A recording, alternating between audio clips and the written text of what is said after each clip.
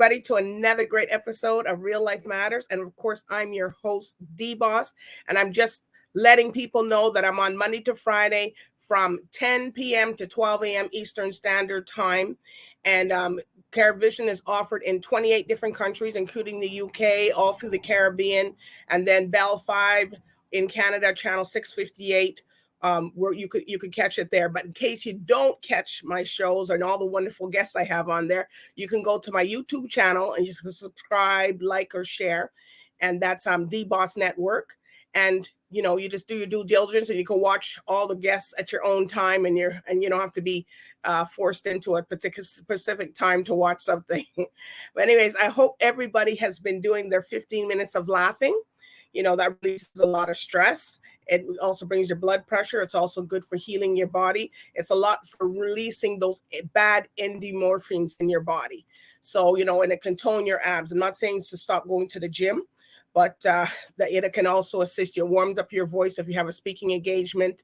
If you're a singer, it helps in a lot. And if you don't have anybody to laugh with, you could just put on something funny for yourself that that you'll laugh, or just, they even have, if you have to go to the last resort, you do have laughing classes available. Yes, people. All right. So we're going to get a tip here, a healthy snacking tip here from one of our sponsors, Vital Health. So we'll be right back with our special guest. Welcome to your vital steps to better health and fitness. I'm Joanne James. Today we're talking about exercise snacking. It's a fantastic way to fit exercise into your busy schedule. Exercise snacking is about taking small bites of exercise throughout the day. And it could look like this: anywhere from 30 seconds to 2 minutes of movement in some way, shape, or form is an exercise snack.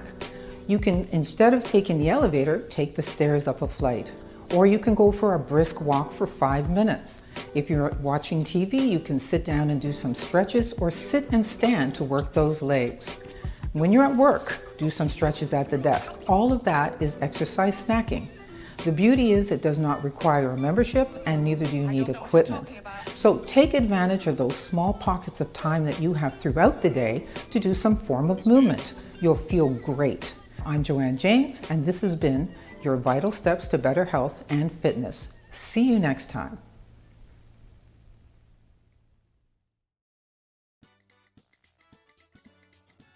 Well, thank you, Joanne James, for the healthy snacking tip. And that doesn't mean you eat food, people. You're going to get up and do some kind of movement between your shows, or your Netflix or YouTube or whatever you're watching. Get up and do some walking, some stretching.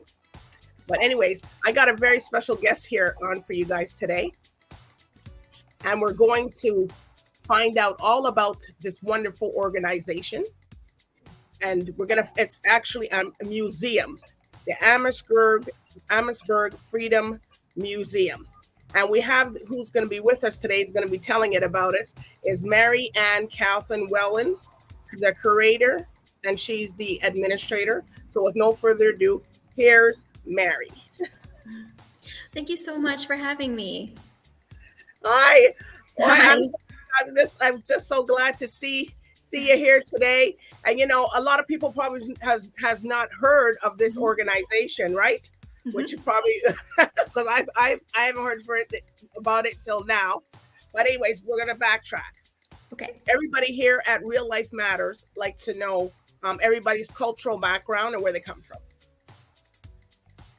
Okay, so I was born and raised in Essex County, where the museum is residing. I have family roots in Amherstburg, where my family has settled for, for 100 years. So I have a real connection to this area and to this history.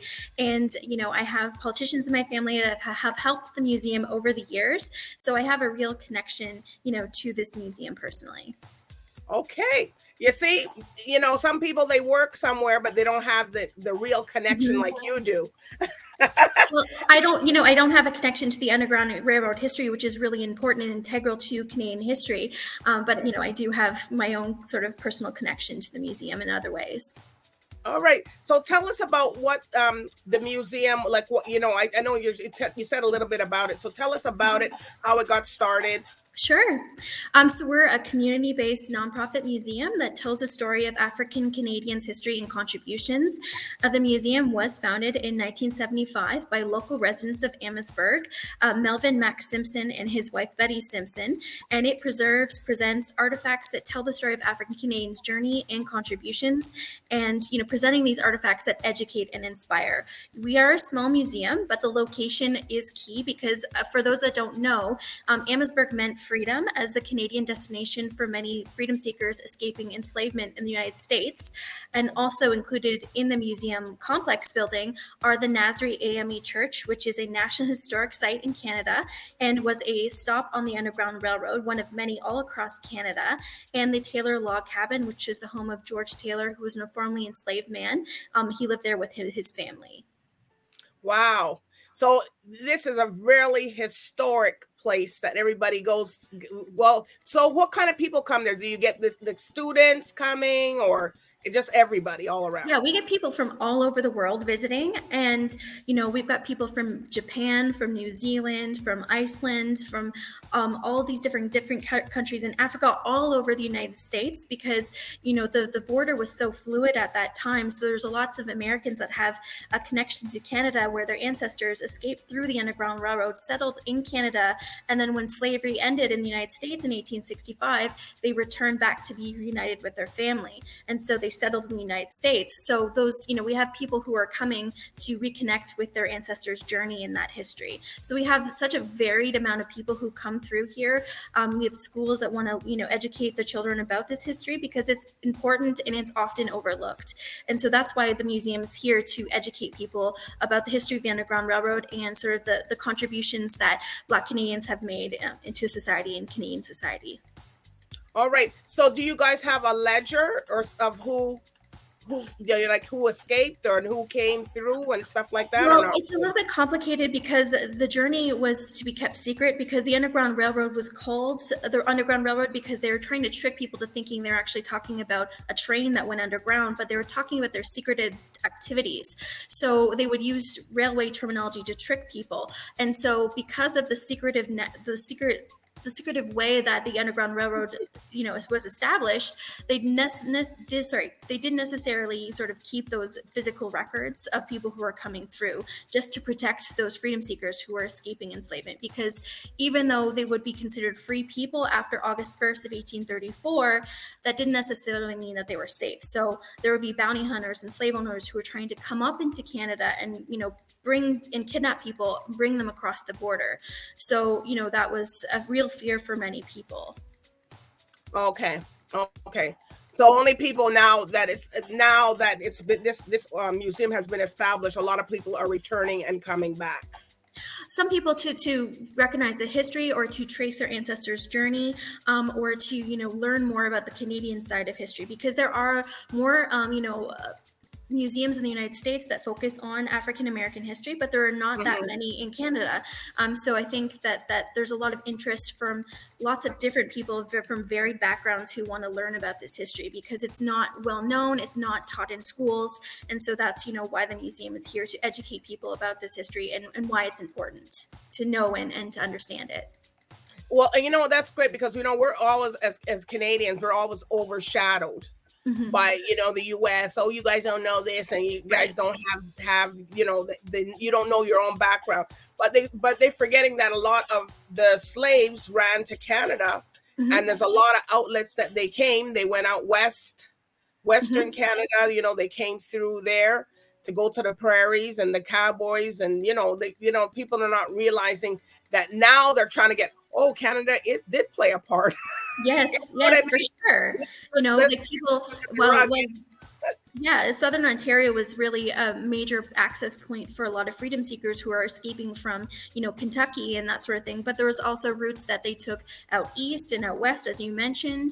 There were settlements out in those areas of Canada, and also there's many freedom seekers escaped down into Mexico as well. A lot of people don't realize that as well. Mexico. So there's lots of different connections in these stories and these journeys of escape and to freedom in Canada and other areas. areas. Because only everybody else thinks that everybody came through Nova Scotia. Yeah, a lot of people do. Yeah, have an idea.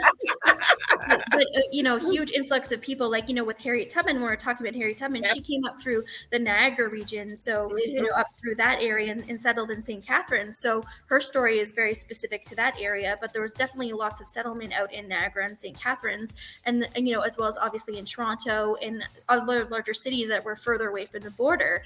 But there was definitely settlement in sort of the Essex County near Windsor, Amherstburg, where the museum is based, in other surrounding communities in this county.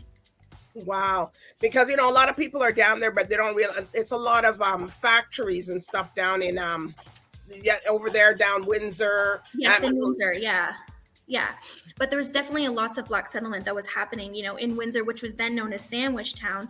And, there were many enterprising people who, built their lives here and set up businesses and were professionals, as well as, farmers and teachers and lawyers. And so, that's why the museum's here to educate people about, these contributions that were made and continue to be made. All right. So how big is the museum? Is it a big building or? Well, the museum it's not a huge building. We have our permanent collection. There's 3 floors. So we're our offices and our collection space in the basement. And then we have our gallery exhibit space, which is attached to the Taylor Log Cabin, which is, I mentioned, the home of George Taylor and his family. So he was formerly enslaved in Kentucky, and he actually escaped across the Ohio River and actually enlisted in the Union Army. He fought in the Civil War, and he was honorably discharged before the war had ended, and he did settle in Ohio for a time before he came and settled in Amherstburg. And so the cabin that we have that's attached to the museum building is the home that he lived in with his family. So that's really significant to the history. And then we also have next to the museum the Nazarene AME Church, which was a terminal station on the Underground Railroad. So freedom seekers could come to this church and find refuge here. So food, shelter, clothing, whatever that the congregation could provide for them, as well as a place for the community to gather, and also it served as a school for a time being as well, until one was just opened up down the street. And it was obviously a church community, so a religious community, so offering the services where they were able to practice their faith freely in Canada without having to risk going across the United States and maybe practicing their faith and possibly being recaptured. Oh, wow. So the cabin is there. That's to show, so people can actually go into the cabin where you stay. Yes, you can go into the cabin. The artifacts that are in the cabin, they're not original to the cabin, but they are artifacts that were donated by local Black families to give you a sense of that time period. So there's 2 floors to the cabin. There's a smaller second floor, but visitors are welcome to have a look in the cabin, go up to the second floor, and have a look at those artifacts. And then we have the main gallery, which has a loose chronological order of Canada's history, and it kind of goes around the perimeter of the room, and we have lots of different exhibits talking about the contributions made by Black Canadians and those freedom seekers and their descendants. All right. So how much is it? Is there a charge to go inside the museum? Yes, so it's $7.50 for adults and $6.50 for seniors and students, and children under 5 are free. Oh, okay. Mm-hmm. Well, that's not bad to go into a museum, because you thought sometimes it would be higher than that. And we're a nonprofit group, so we're not affiliated with the town or the province or anything like that. So those admissions help keep the museum open, so we're allowed to, so we can continue to educate people about this history year round. So how long is usually the tour go for? So we do give a guided tour of both historic sites, so the cabin and the church, and then the rest is a self-guided tour. So it could take anywhere from 45 minutes to an hour for people to go through. And so it's a good, it's a good amount of time, but it's not going to take all day. No, nice, not going on a hiking trip or something. No. and we're located in Amherstburg, which is a really beautiful, picturesque place off of the Detroit River. So there's lots of things to see and do, as well as the museum itself. Okay. So what do you have coming up? Oh, that's a great question. So we have a couple of events, celebrating Emancipation Day, which is August 1st. But we have our Emancipation Celebration Dinner and Dance, and that's happening on the 4th of August. And the doors open at 6 p.m. Our event is actually at the Hellenic Cultural Center in Windsor, and tickets can be purchased on our website, and they're $75 each, and it includes a full four-course meal, as well as program, entertainment, and dancing. So we're really looking forward to it, because we have a special special guest, Earl Curitin. He was a professional basketball player, and we have entertainment provided by Renee King Jackson, who is a singer in Detroit, a vocalist in Detroit, she's really fabulous. So really looking forward to that, as well as celebrating the life and legacy of multi-talented athlete Fred Thomas with with an award to his family. So we're really looking forward to that event. So that's happening on the 4th of August. Tickets are still available, and they are on our website at amherstburgfreedom.org. We also have a golf tournament, which is the Walter. We're doing everything there. Yeah, Golf Classic. So that's happening on August 12th. And so that's $145 per golfer and includes a golf cart and meal. And so we're really looking forward to that as well. So the tickets are on our website as well. And all the proceeds help support the museum. So these are our signature fundraisers, and they really help support the running of the museum so we can be open year round and rather than be seasonal. So we can offer this history and to educate people of this history all year. All right, so you're playing golf on that day too? I wish. No, I'm going to be running. I'm going to be running around, But it's so funny. It's a really fun event, so I've been told. No, because people that do these things like the racing and no, I can't be doing that running. I gotta be running this thing. Exactly. So we have a lot of great events, and there's other great events that are happening in the community as well. There's the Emancipation Jubilee, which is put on by the Black Council of Windsor, Essex. And so there's, I think it's over 3 days, starting on the 5th of August and running until the holiday Monday. And so they have lots of events as well. So they're, more information can be found on their website. And we also have a schedule of events on our website as well, on our calendar page. Well, it's good to see that, down by the Windsor side, that side, you're hearing about these things. And now everybody's going to know about it because, of course, you came here. Because Ontario has people that don't know the most it's true events, and they live for the summer. People don't realize, but people say, how do we get all these events? I said, well, there's enough people that attend these things, so they will. Yes. So we're looking forward to all these events because, again, we all celebrate Emancipation Day, and that's, celebrating the Abolition Act, the Slavery Abolition Act of 1833, and it was enacted on August 1st of 1834. So that's, the full recognition of when slavery was abolished in British North America. So we're continuing to celebrate that, hundreds of years later. Well, almost 200 years later. It's Which really is beautiful. good. Well, at least they can't say weren't celebrated, Yes. So nobody can say anything. No. If you're looking from above or people that are connected to that, that's a great thing. So are there any shout outs that you want to give to any of your people?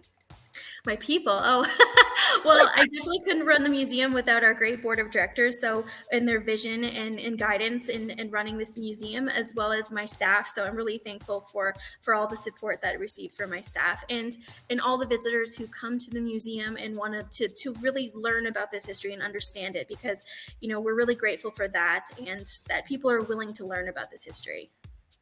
All right. So anyways, I just want to tell everybody the website where they can go to, because if you don't want to miss any of the events, if you guys are in that area or you're going down, go down to the event and see what's happening. It's a part of our history, big part there. And, which if people didn't know about it, you learned about it today. There's tons of emancipation events happening all over Ontario as well, but our website is amherstburgfreedom.org. So O-R-G. Okay. And you can always look it up, Google it, and then, it'll lead you directly to. We're on Facebook, we're on TikTok, we're on Instagram, we're on Twitter. Ooh, So you're on TikTok too. You'll be able to find us anywhere on YouTube. Okay.